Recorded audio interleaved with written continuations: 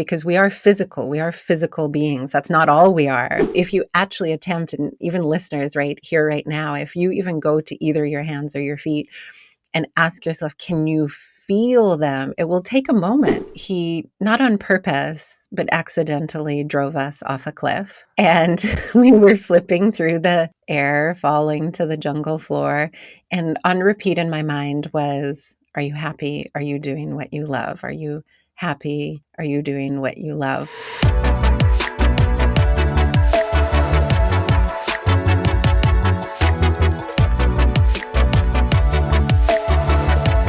Welcome to episode 53 of Super States, Practices of Transformation, with me, your host, Joshua Peters. Super States explores the crossroad of trance states in all the ways that you can access them with personal or professional growth. And in each episode, we talk to world-class experts, to industry leaders and revolutionary thinkers, people who share the latest information, tools, along with their own personal stories to inspire you on your journey. Make sure to subscribe to Super States through your favorite podcast host or on YouTube so you can stay up to date with new episodes. And if you enjoy this show, please give me a 5-star review to help us grow. In today's episode, I have a fascinating conversation with Jill Sawchuk.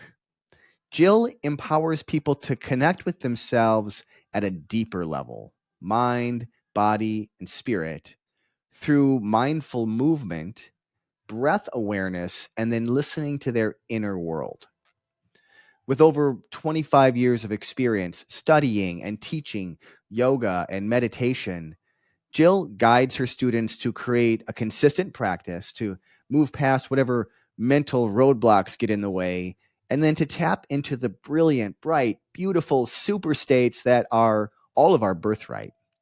I really enjoyed this conversation with Jill, and I hope you do too. Remembering your limitless nature through yoga and meditation with Jill Sawchuk.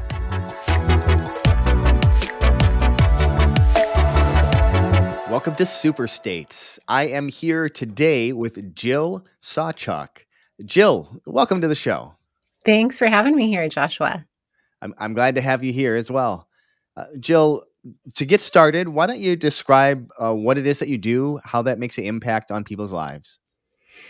Okay, thanks for the question. What do I do? I would say I empower people to connect to themselves at a deeper level, mind, body, and spirit.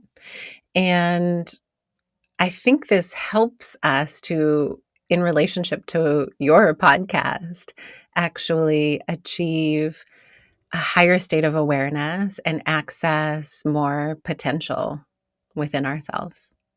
I mean, empowering. So you're talking my language, empowering other people, empowering yourself. How do you do that? How do you empower people?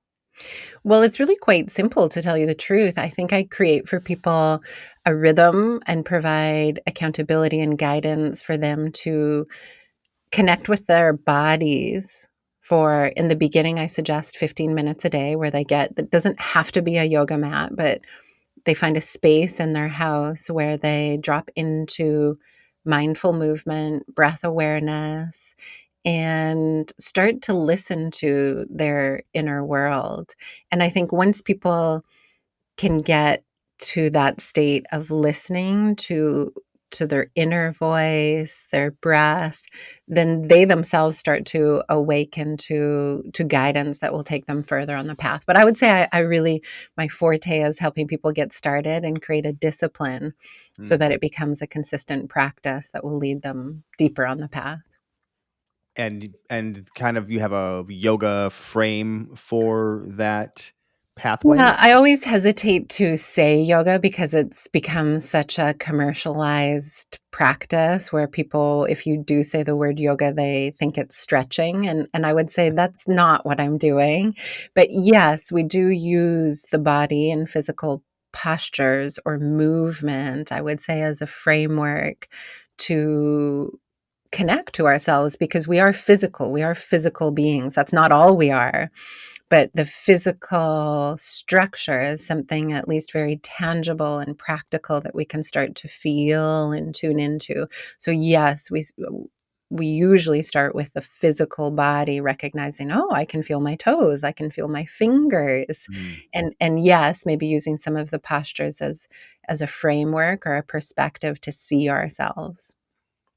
I like that idea of starting with the physical. It's not like it's not mind blowing, but Mhm. at the same time, so it seems to me that so much of our life is kind of spent up here Oh, in yeah. our head that we forget we have a body sometimes. Yep. And, I'd like to make the distinction when people get in my field, my realm, and I say, feel the body. I think what most people do is confirm intellectually, yes, I have a body. Or if I say, feel your feet, exactly as you're alluding to, we think like, I have feet. Of course I have feet. 2 feet, they're down there on the floor. We're thinking about it. We're intellectualizing it. But if you actually attempt, and even listeners right here, right now, if you even go to either your hands or your feet and ask yourself, can you feel them? It will take a moment. It will take a moment to get out of the head and Mhm. travel through the nervous system into your feeling body. And then you might be able to have an experience where your fingers wiggle a little or your toes wiggle a little bit. And then I would say you're starting to explore what feeling the body is. And it is odd, but you're right. Most people, it seems so obvious, right? Like, of course we have a body. But if you actually try, you will recognize most of us do not exist or embody the body. We are, in our heads, as you say. Yeah, I like that embody frame there.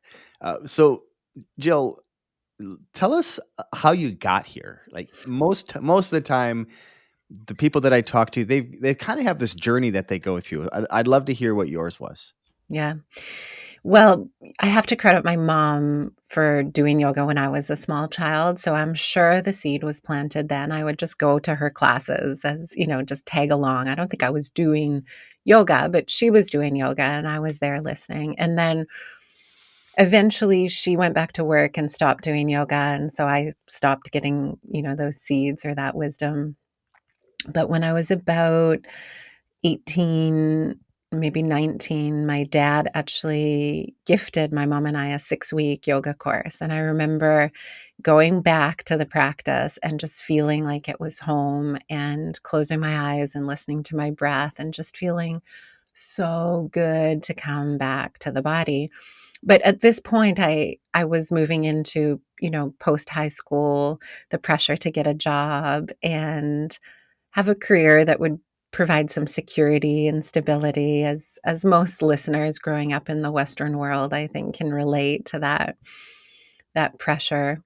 And so I did. I went to university to get a degree in education because I didn't actually really know what else I would do. I had lots of interests, but I was following this outer pressure for some time at that moment. But I did finish my degree, and then I went to teach at a high school in Mexico, the International Baccalaureate program. And during that year, I met the love of my life, and he took me on a road trip. And he, not on purpose, but accidentally drove us off a cliff. And we were flipping through the air, falling to the jungle floor. And on repeat in my mind was, are you happy? Are you doing what you love? Are you happy? Are you doing what you love? Like a broken record, just over and over Oh, again. And when I tell this story, sometimes people make a comment like, really? That's what you were thinking while you were dropping to your death? And I have to say, I don't think it was thought. I think there was something, a deeper part inside of me, or, the voice of God or inner guidance. Like, I don't know what it was. It didn't feel like thoughts. It felt like a gift from the heavens, because when we landed and we were completely unhurt, which was a small miracle, wow. I knew that what I really wanted to do was answer these bigger questions like, why are we here? I always had a yearning for deep questions. Like the world I was growing up in felt very restrictive and pointless. And I always thought, like, what is the point of all of this ticky-tacky kind of way of living? So that near-death experience definitely liberated me from that pressure. I thought, okay, well, I could die at any moment. I'm going to pursue what I really love, where my heart feels the most alive. So after that accident, I literally bought a ticket to India and went and started to pursue the study of yoga and meditation. And that's been a very long path, which would take me a long time to tell, but that is how I really got tuned into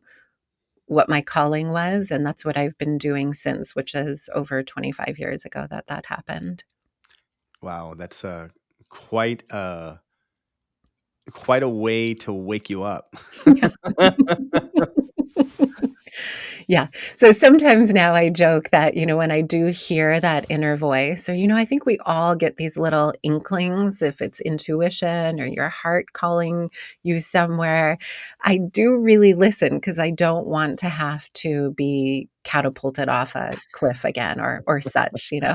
Yeah, sometimes it takes a pretty big event to bring Hmm. that in. So that's probably a smart move. Hmm. Hmm. And tell me how you think of movement and the body and how that ties into altered states or super states. Yeah. Yeah. I love this question. Well, I think as we were talking about, the average human in today's world is, I think, accessing very little of their potential. I think in part our education system, in part, excuse me, I think our culture limits our belief in what we're capable of, and I think when we start to take up a mindful movement practice, we're starting to turn our attention inward versus getting the information from the education system or getting the information from cultural conditioning or television or media.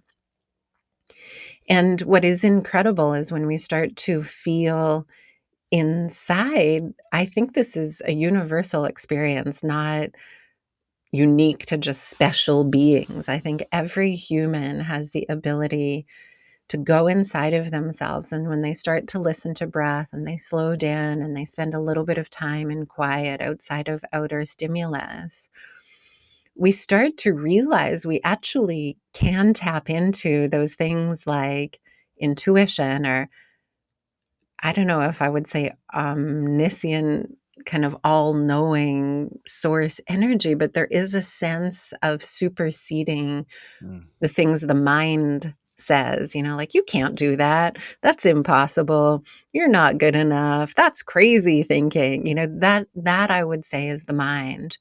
But as we start to practice yoga or meditation or these mindfulness practices, I think we begin to have this experience of witnessing body. We're witnessing our toes, our fingers. We're witnessing our breath. We're witnessing the critical mind, the doubting mind, the monkey mind. And if we continue on that path, we also start to realize there's a witness. There is this other part of us that can pay attention to thought.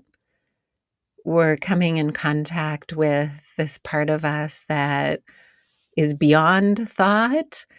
And then I think we start to become curious about this other part that I would say, again, in our modern world is very unfamiliar to us, this spirit or this soul or mm, this inner voice or this inner knowing.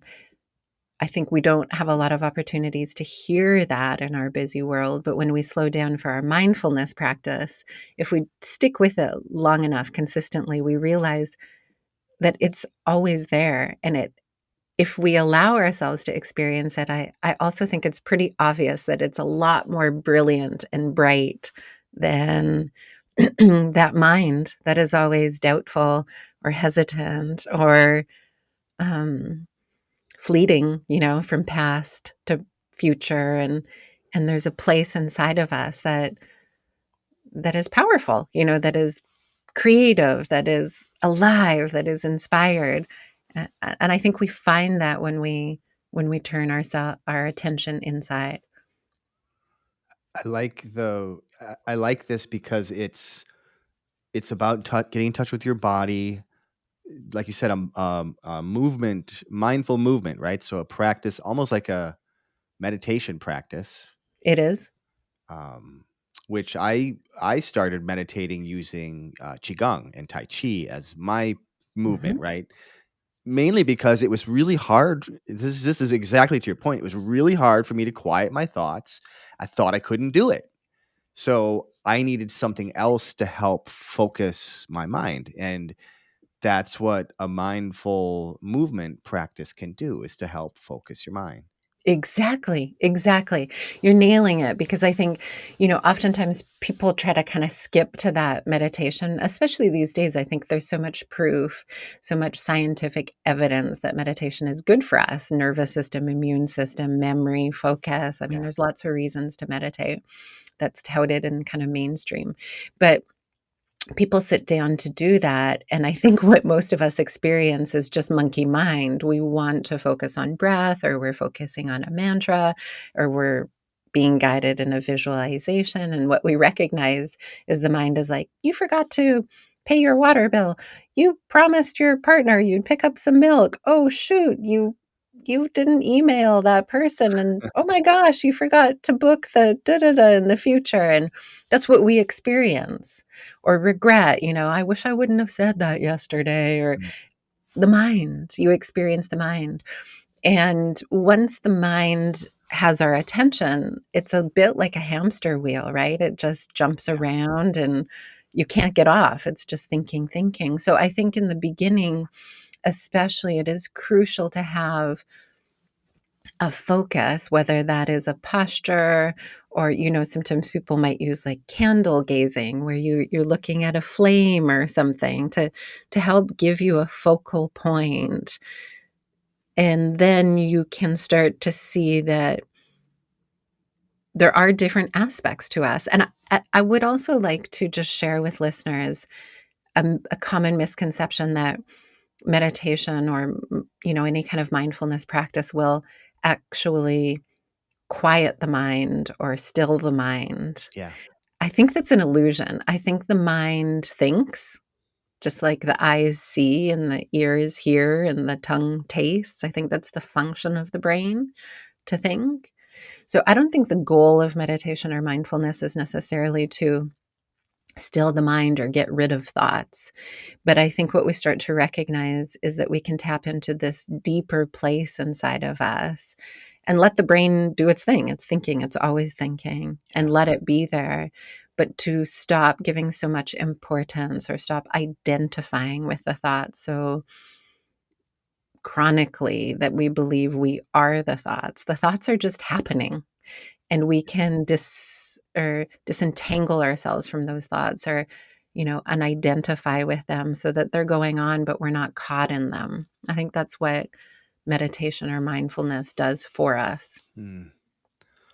I I have a lot of clients that come to me with that worry that I've tried meditation before. It doesn't work for me. I still Mhm. think. And what I will share with them is even the most accomplished monk is going to have brief moments of no thoughts. And otherwise, they're going to be doing what you're doing, and because the mind does what it does. Mhm. So when you're working with people, if they are experiencing that, how do you guide them to move away from the thoughts, to Mhm. It's a great stop question. identifying with them? Such a great question. So there's a couple things that I try to verbalize for people to get the picture of what this means to set the thoughts aside. So sometimes I use my hands like, the interlocking the fingers kind of in front of the head and making a picture of like, well, this is usually thinking, right? It's right at the forefront. It's right up front. And that's what we're looking at. These are the thoughts and we're watching and interacting with them.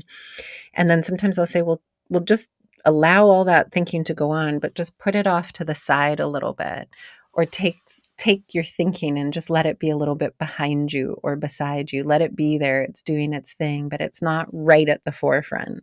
It's Mm. just slightly off to the side or slightly behind you. And another way to imagine this, if you're just getting started, is, and everybody has done this, I think, look up at a sky and just see clouds passing in front, especially, on one of those days where it's a beautiful blue sky, but you have these maybe quite quickly passing clouds. Yeah. And to just imagine the thoughts like that, like they are there, they're clouds, they're passing in front of this eternally blue sky, and just allow them. You're not judging the clouds. You don't even have to label them or categorize them, but just let them do their thing. They're passing in front of you, and continue to notice that they're constantly passing in front of this blue sky, that feeling of something behind the thoughts. Or another way that, and these are all common analogies anybody I think who teaches meditation uses, um, to hear them like background music.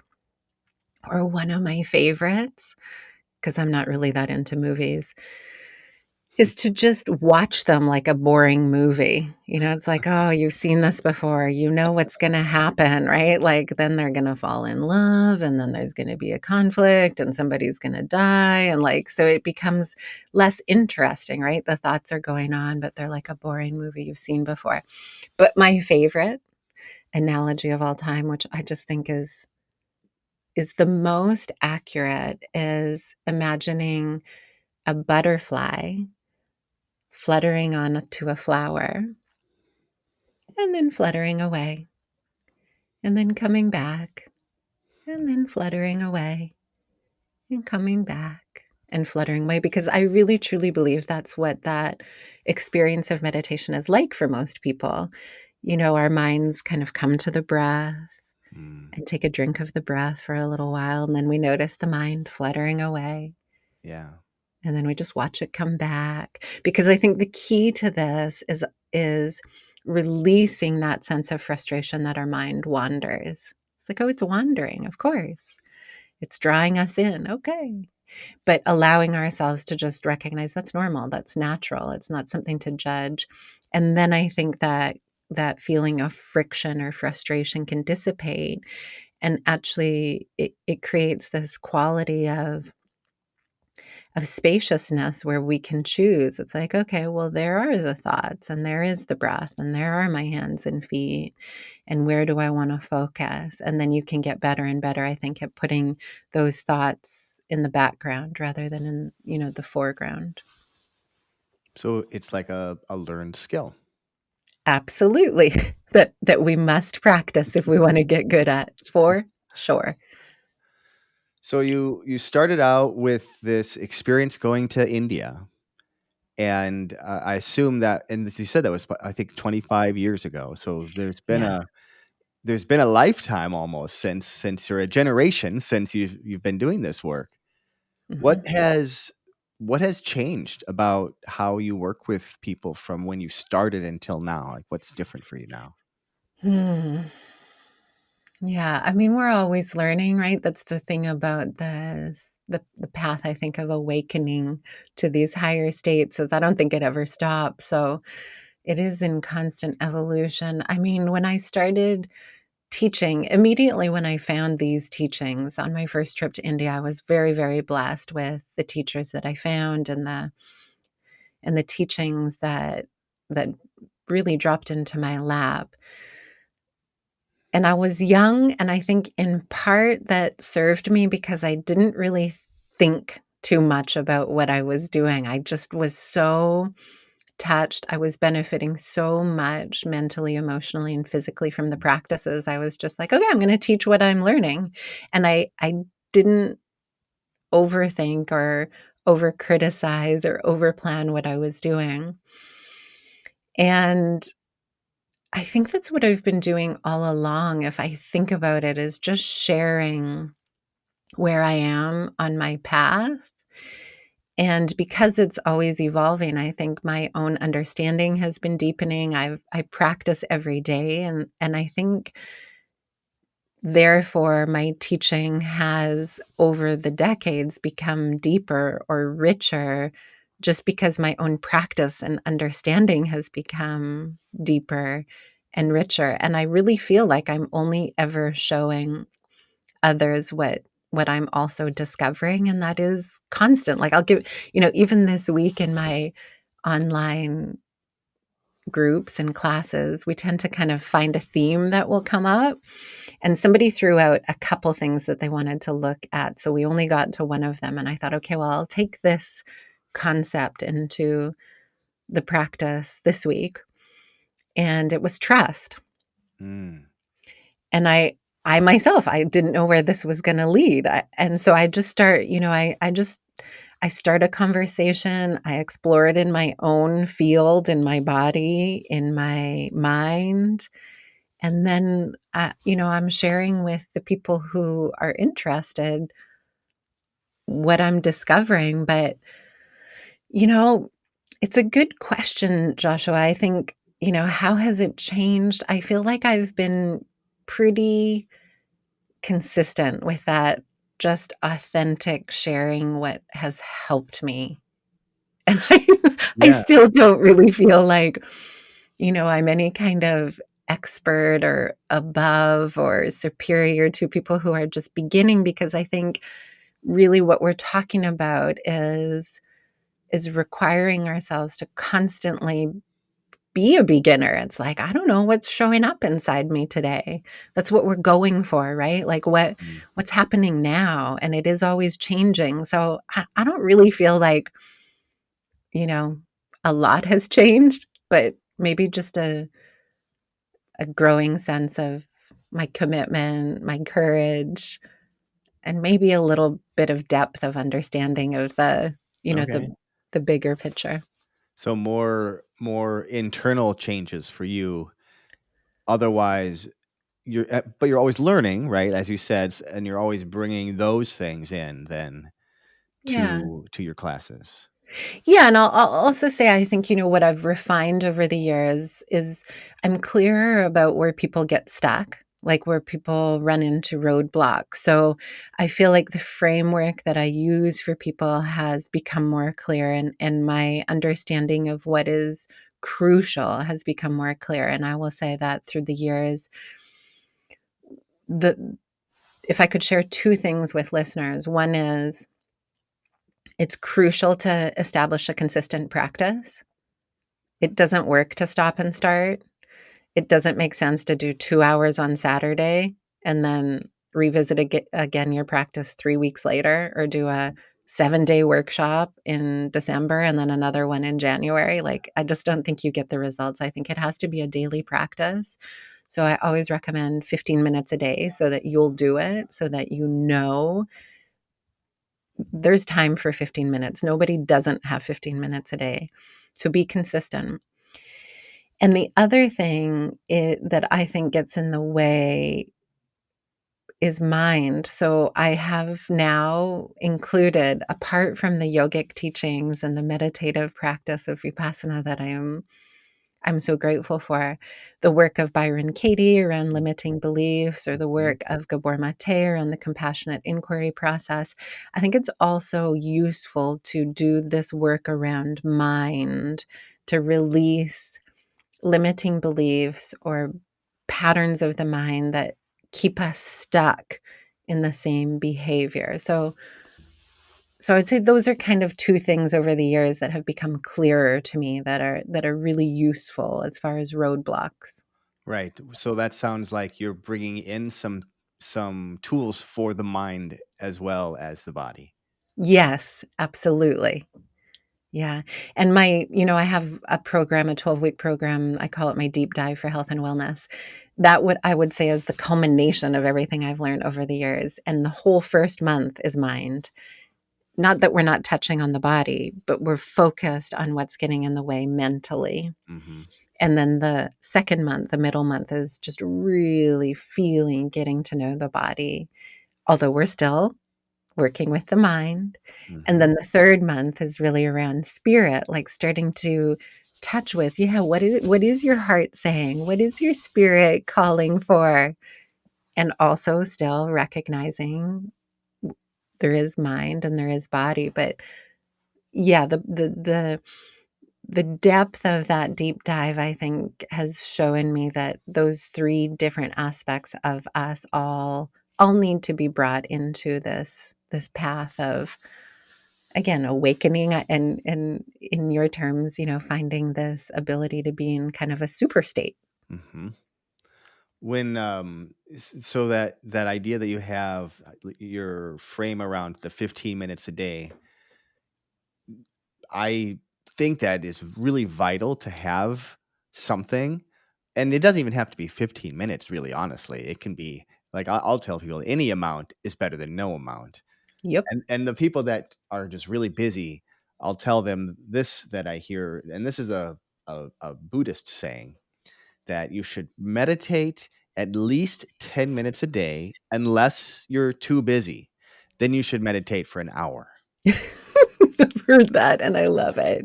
So good. And it's so true, right? Like, that's the whole point, is when we have that, even if it's just 10 minutes a day, that's what keeps us grounded. It's what keeps us steady. Absolutely. And for those people listening thinking like, "No, I really don't have 10 minutes a day." I agree, Joshua. I tell people, "Okay, we'll start with 2. Yeah. Start with 2 minutes," because what you'll see if you remove those stories you're telling, the excuses you're saying to yourself, you'll see the reason why you don't wanna do what we're talking about is because you'll start to see your inner stuff, and it's uncomfortable. Yeah. It's really uncomfortable to take our attention and start to feel sensations or hear the thoughts with clarity. And that's why we don't wanna do it. So we say we don't have time, or our back hurts too much, or we can't sit like that, or our children won't let us, or our dog won't let us, or our partner won't let us, or we'll do it when we retire, or we'll do it after this Yeah. vacation, or we'll do, I mean, there's a bajillion excuses, Right. right? But the truth of it is we don't wanna do this because it's uncomfortable. Yeah. And but the gold is on the other side of the comfort. Exactly, exactly. So if you're listening to this and thinking, "So why would I wanna do it if it's uncomfortable?" I think you're nailing it in what you're just saying. That discomfort is not eternal. It's it's like the first layer you have to pass through to access freedom, balance, harmony, inner peace, Yeah. joy, eternal energy. But to get there, you have to have that moment of like, "Ooh, what is this?" The discomfort of not knowing where you're going or what you're gonna find, and that autonomic nervous system reaction of like, "Well, if you don't know, then for sure it's gonna be scary and it's a threat." And so that kind of automatic part of us, that reptilian part of the mind, does react normally, naturally, because it's the unknown Yeah. and it's temporary, right? It's just a temporary feeling of discomfort, and right on the other side of it is like, freedom.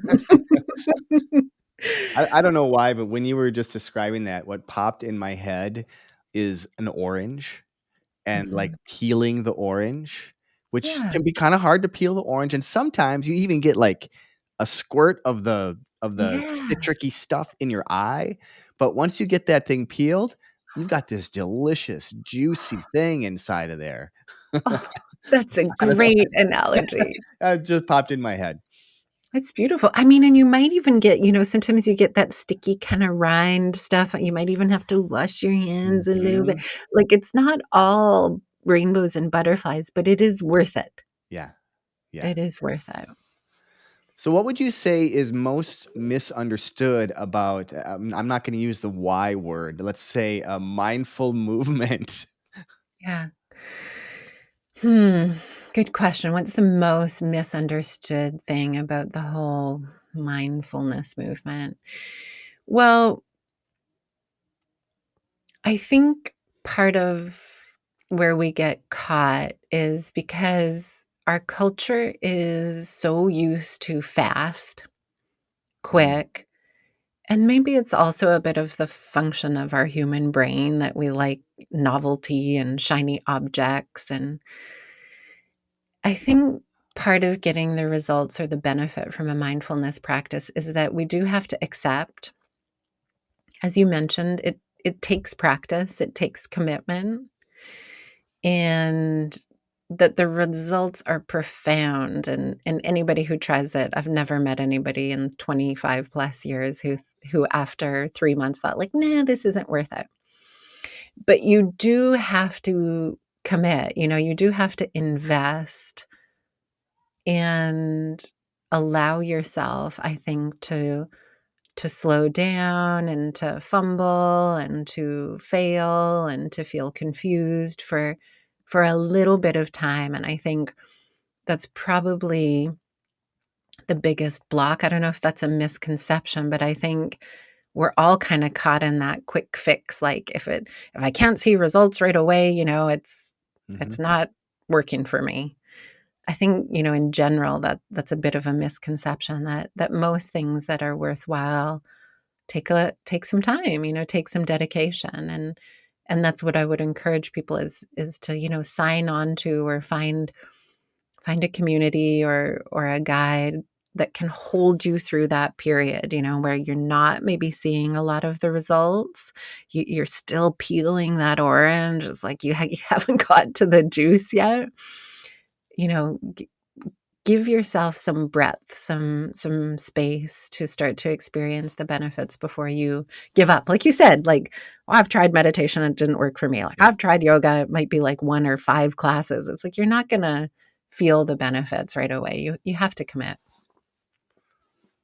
I like that reminder of committing, and that's true for anything, right?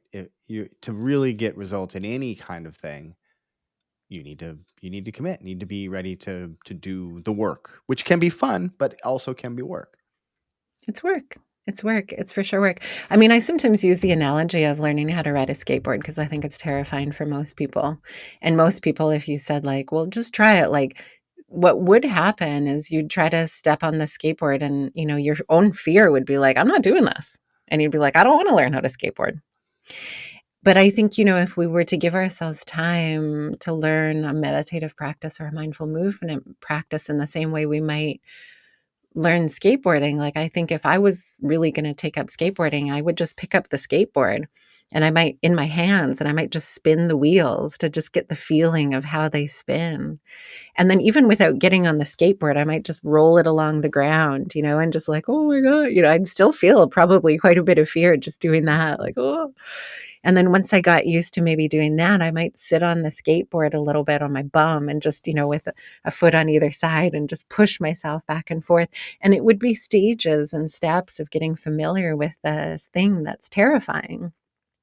And I wouldn't expect myself to be doing ollies and, the kinds of things my son is doing after years and years of practice, right? I'd just slowly start, and I think that's the kind of approach we have to take to meditation and mindfulness as well. Hmm. So what's based on, your knowledge, your experience, what's a practical way that someone could use a movement meditation or the types of things that you teach to improve their life? Can you say that again? Yeah, so I'm kind of looking if there is a let's say somebody's listening or watching this, and Mhm. they're like, "Oh, this is really interesting. I wonder how I could get started." What's something that they could do that would Yeah. help them to get started? Yeah, that's a great question. And I think that is what it's always about is taking a first step. So I wouldn't hesitate to understand the whole path before you take a step. I'd just take one. Like Mhm. whether that is looking locally to are there yoga teachers or mindfulness teachers in your area, online, starting to read about it, maybe blogs, podcasts, take a step. Just take a step. And I think when we start that, the path unfolds. Then you might try something and not like it, try something else. I mean, anybody listening is welcome to reach out to me. I'd happily, gift anybody a free consult to Mhm. to give them some personal instruction because I think depending on where you're at in your life, that step might look a little bit different. But I do think one of the pieces for somebody who's just getting started is finding a guide. Like, you're not gonna figure this out on your own. So, I would look for a guide, a teacher, a program, a framework, somebody who's been at it, who can show you the way. I mean, just like anything that you wanna learn, if you wanted to learn Thai cooking, you should probably go to a cooking class or, begin and get better by practice. Yeah, I would say take a first step and then don't give up until you find that guide that really resonates with you, because I think what a lot of people do is they do try one kind of meditation or one kind of yoga or one kind of mindfulness practice, and it doesn't work for them. And I think your teacher is out there, and so just keep looking and keep seeking until you find what you're looking for. There will be somebody's voice that resonates with you, or somebody's style or cadence that is just right for you. So just don't give up. Mm. As they say, when the student is ready, the teacher appears. You got it. You got it. So if somebody is interested in this, are there are there any time that this is like a bad idea? Is there, certain types of Hmm. risks to this kind of practice? It's also a good question. I would say there are, if you're just post major surgery, it's always a good idea to wait 6 to 8 weeks for any kind of, exercise at all, or real any straining movement. So I wouldn't necessarily jump into a movement practice post major surgery. But I still think even if you were heading into surgery or the day after surgery, there's a lot of these practices that you could do, like breath awareness, Mm. like relaxation techniques. Um, and so, no, I can't really think of a time where you couldn't partake in some of this work. Maybe not in the movement part of the work. I could see that if you're very physically limited, but I taught at a senior center, a chair yoga class where some people were coming in wheelchairs or walkers and were very limited in their movement. Some people were post stroke and had very little communication down to their body. And I still saw, even with that kind of extreme limitation, the benefit, because I think, again, Mm. it's a first step, right? Even if you're not doing full range of movement, you're still asking your brain and body to communicate. You're still listening to your breath. You're still becoming more present. You're releasing tension. You feel that connection to yourself. So, no, Joshua, I don't think there is really a time that this isn't appropriate. However, one last thought that just popped into my mind Mhm. was, maybe if you're in the middle of a psychotic episode, it's also not realistic to think that you could have the focus Mm. or the Mm. stability. So maybe if somebody's, in a deeply psychotic state, they might need more professional help to get, stable. I would say that's probably true in just about any situation. Yeah. Yeah. Get help. Now, I know that you kind of have uh, a wide experience in altered states, regardless of whether it's through these physical movements or through other ways as well. Mhm. What's making you excited about super states and personal growth? What's Yeah. giving you hope? Well, I think, just yeah, my through my life, I've definitely, experienced altered states of mind. When I lived in Mexico, we had some experiences with psychedelics that, yeah, blew me away, like absolutely blew me away. Gave me experiences of perception that I just never would have imagined. possible. And also in meditative states, on few occasions, but those even few occasions gave me this taste of I don't know, the word just come that comes to mind is like magic, uh, infinite, and I think that's what we want, we're yearning, I think, especially today on our planet, 2024. What I see is most of us are asleep. We're just walking around in a semi-comatose state, barely keeping ourselves awake on caffeine, barely making it through our workday that we're just slugging away thinking like, "Oh my gosh, if I can just get to 55 or 65 when I can finally retire from this drudgery." And at the end of the day, coming home and, "Oh, thank God I made it through this day," and just turning on Netflix and numbing our mind that way, Mm. or through drinking or smoking or gambling or porn or overworking or, I think we're so cut off from that brilliant, bright, beautiful super state that we're capable of, that we can access, I think, through psychedelics or maybe even deep, intimate connection with other people or dropping into a magical moment out in nature. But I think that's our birthright to experience that. And I don't know precisely what's taken us into this other asleep comatose state, but I think my experience with these altered states or super states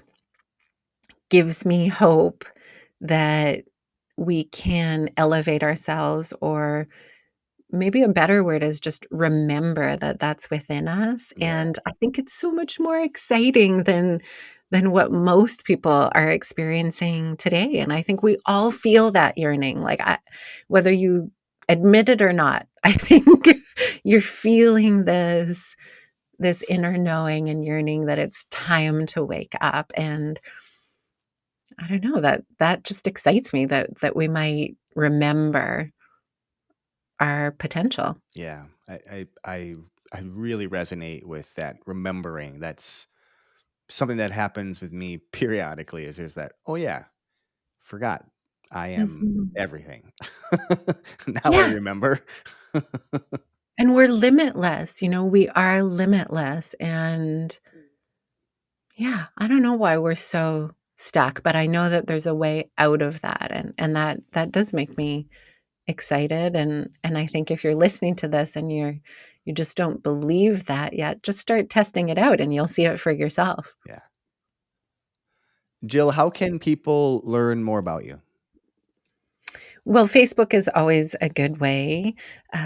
Jill Sawchuk on there, Sawchuk,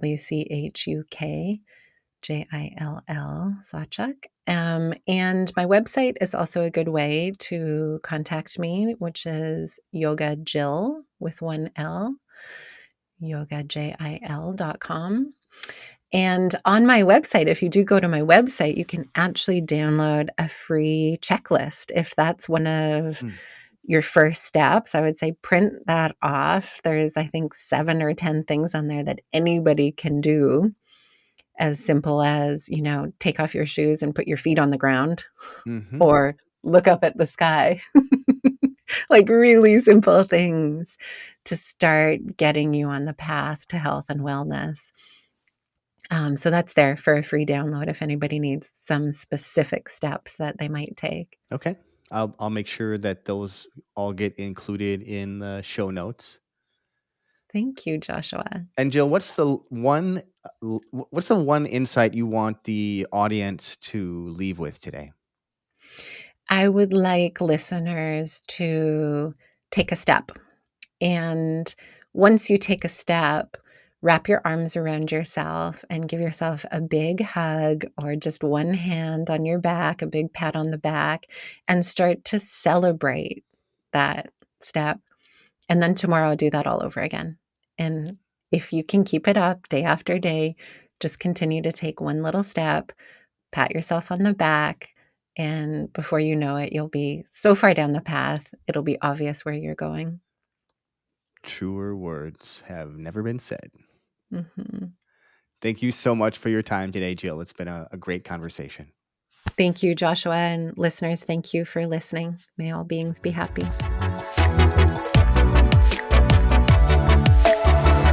I hope you enjoyed this episode. If you did, please go ahead and leave me a 5-star review on this podcast. That's really the best way to expand this message, and it would mean a lot to me. Don't forget to subscribe to this podcast on YouTube so you can stay up to date with Super States.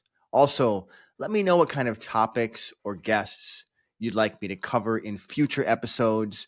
You can just respond in the comments below. You can also find me on nearly all the social media sites out there at Joshua Ray Peters. That's Rey. I promise I'll answer your comments. I'll see you all next week. Remember now, you carry the seeds of change inside. So stay curious, keep growing, and embrace your transformation.